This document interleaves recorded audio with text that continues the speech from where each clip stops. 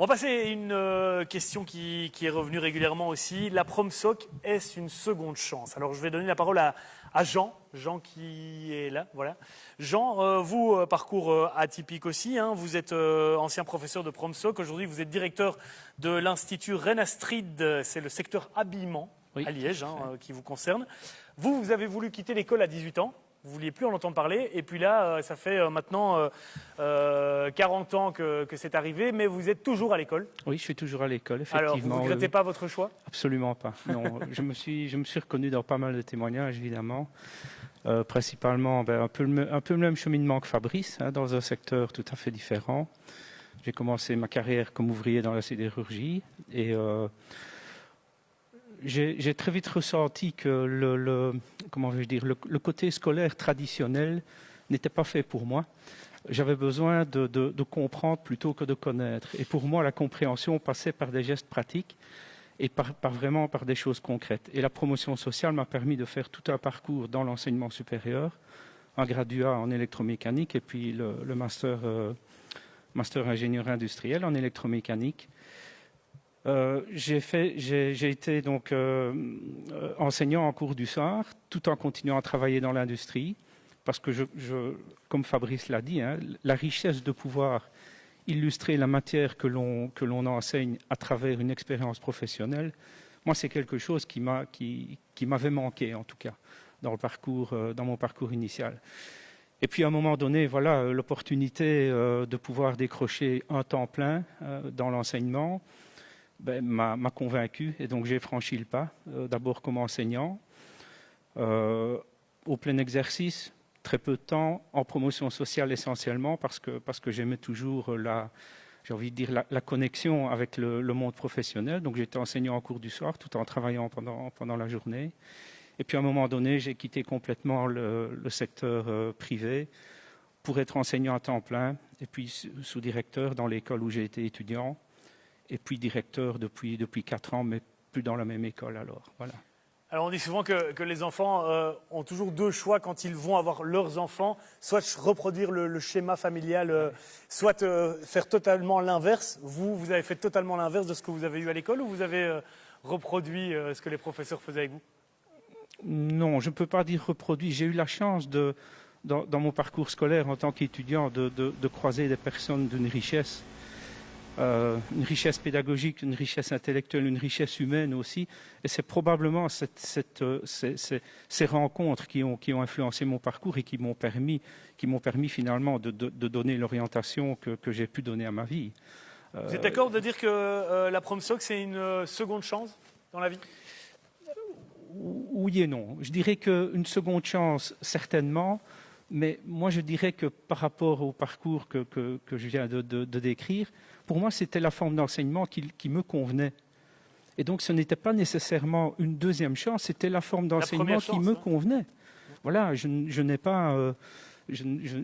pense que je ne suis pas le seul à être dans le cas. Et les différents témoignages que l'on a entendus, on ne parle pas nécessairement de seconde chance. On parle d'une forme d'enseignement différente qui permet à tout un chacun d'arriver à des fonctions telles que l'on a décrites aujourd'hui.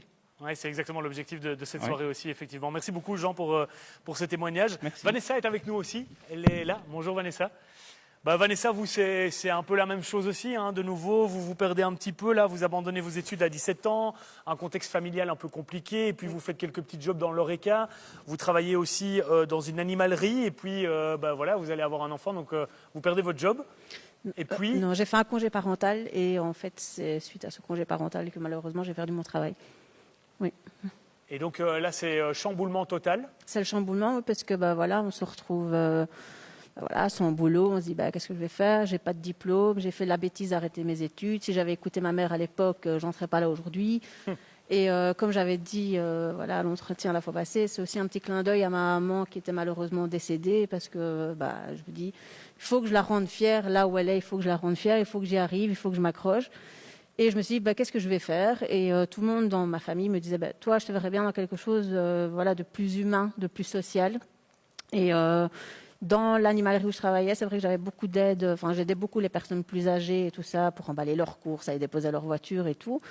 Et je me suis dit, pourquoi pas faire aide-soignante et apporter cette petite pierre à l'édifice et faire de l'aide aux personnes plus âgées. Et voilà, je suis diplômée maintenant ici au mois de juin, ça fait 2 ans. Et j'ai trouvé du boulot directement. J'ai d'abord fait 3 mois dans un milieu hospitalier. Et puis maintenant, ça va pratiquement faire 2 ans que je suis en maison de repos. Ok. Alors, déjà, c'est formidable de se lancer dans ce job-là. On sait à quel point c'est ultra essentiel, surtout avec la crise qu'on traverse maintenant.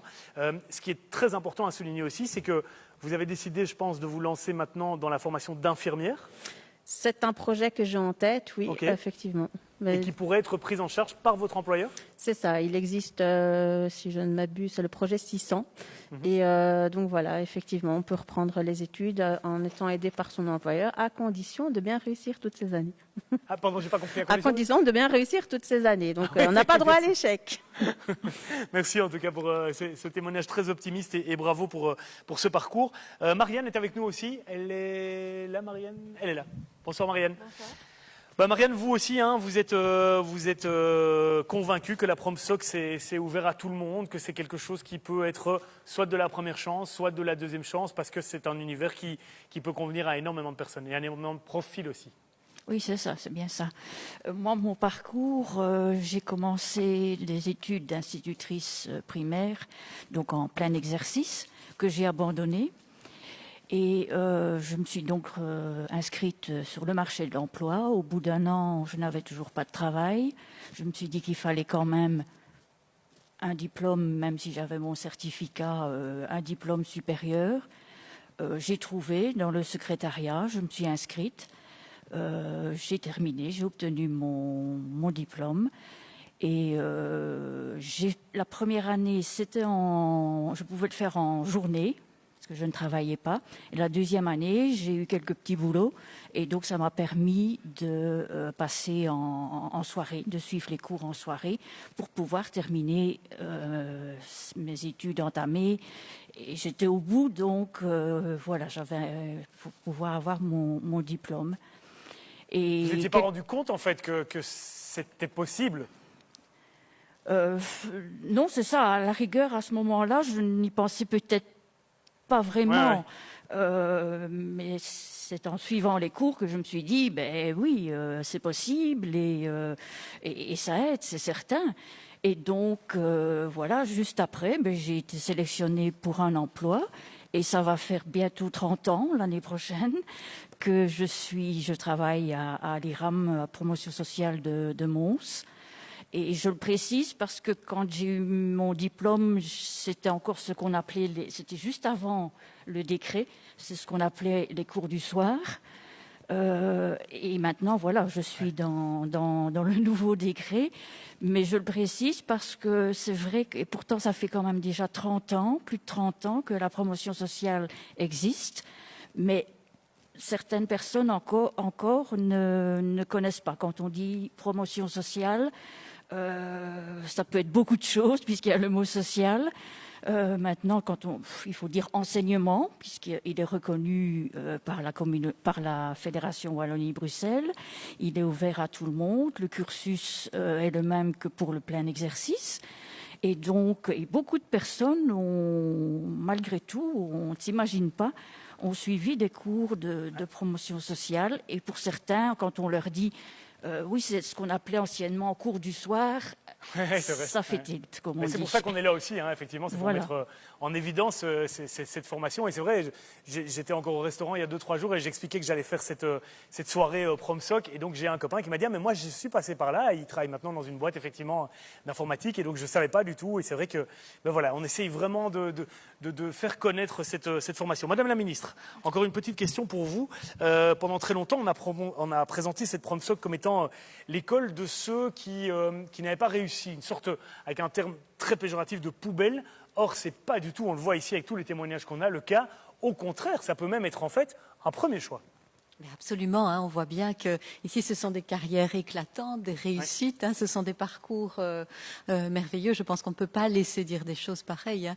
C'est un enseignement qui est difficile, ça a été dit, qui est exigeant, avec des professeurs qualifiés, avec des parcours qui ne sont pas simples, puisque parfois on doit étudier alors que les enfants sont là, en horaire décalé, avec parfois l'e-learning, comme ça a été rappelé. Hein. Donc c'est pas si facile, hein, l'e-learning, se connecter et puis suivre quelque chose à distance, donc un cours à distance. Donc je pense que c'est un enseignement d'excellence qui a été présenté comme de la deuxième chance, mais j'aimais beaucoup ce que vous disiez, monsieur, parce que pour vous, c'était l'enseignement qui vous convenait. Et donc c'est cette grande diversité qui permet à tout un chacun de trouver son bonheur. Et donc je pense qu'ici, ce qu'il convient de faire, c'est lancer un appel à des gens qui n'auraient pas encore trouvé leur voie, et bien qu'ils vérifient l'incroyable diversité, la grande richesse qu'on a au niveau des formations en enseignement de promotion sociale, en Fédération Wallonie-Bruxelles, pour qu'ils puissent, comme vous l'avez fait, pour qu'ils puissent trouver leur voie. Merci Madame la Ministre. Effectivement, 8000 formations, on vous l'a dit en début de live, 150 établissements à Bruxelles et en Fédération Wallonie-Bruxelles. Donc vraiment, il y a tout ce que vous pouvez, tout ce que vous rêvez de trouver, vous le trouverez certainement via ces cours de PromSoc. J'ai envie de donner encore la parole à Julie. Julie pour un dernier témoignage. Julie qui est là. Voilà. Ah oui, je ne voyais pas avec la caméra. Bon, Julie, vous, il y a cette formation, bien sûr, PromSoc, qui vous permet d'avoir un job, un diplôme, mais il y a aussi le fait que vous vous reconnectez à vous-même et vous reprenez confiance en vous grâce à cette formation. Oui, en fait, je ne sais pas si... Enfin voilà, j'ai découvert que j'étais HP et j'étais très étonnée. Et mes copines m'ont dit, écoute, c'est la chance de ta vie, tu as intérêt à reprendre des cours. Et donc voilà, et donc je me suis dit, pour retrouver déjà un bon job, c'est important. Et j'ai fait, comme Francis, le complément CESS. J'ai rendu hier mon épreuve intégrée. Ma prof est en train de la corriger. Pour l'instant, j'ai réussi tous mes examens. J'attends les résultats de 2 autres. Et je croise les doigts. Et c'est vraiment... ça me touche énormément, en fait. Voilà. C'est très bien, en tout cas, effectivement, et ça qui est génial, c'est qu'on revient un petit peu à ce mot de reconnexion que Madame la Ministre avait utilisé en début de séance. On est vraiment là dans un univers très personnel aussi pour vous et qui vous permet de vous sentir beaucoup mieux. Non, c'est vraiment... et tous ces profs, c'est vraiment une dynamique qui fait du bien. Et ça donne de la force à tout le monde. Voilà. Merci pour... Non, mais c'est très chouette d'avoir des témoignages qui sont aussi authentiques et qui permettent vraiment de montrer l'ampleur de ce que ça peut apporter de suivre des cours en PromSoc. Merci 1000 fois en tout cas pour tous vos témoignages. Merci d'avoir participé à cette classe. Merci à Madame la Ministre. Merci aussi à notre ami Monsieur Gillard d'être intervenu aussi dans cette émission et de nous avoir montré à quel point cette PromSoc est vraiment intéressante. Je rappelle que vous avez posé énormément de questions, évidemment tout au long de cette séance, mais aussi au préalable, ne vous inquiétez pas, on va répondre à toutes ces questions via mail. Vous aurez l'occasion vraiment d'avoir un échange avec les personnes qui s'occupent de cette promotion de l'enseignement PromSoc. Si vous voulez chercher une formation qui pourrait vous intéresser parmi les 8000 formations qui sont données par l'enseignement PromSoc, n'hésitez pas à vous rendre sur le site promsoc.be. Je vous remercie de nous avoir suivis. Merci d'avoir posé toutes ces questions sur nos réseaux sociaux. Et puis je vous souhaite une très belle soirée et peut-être à très bientôt. Bye.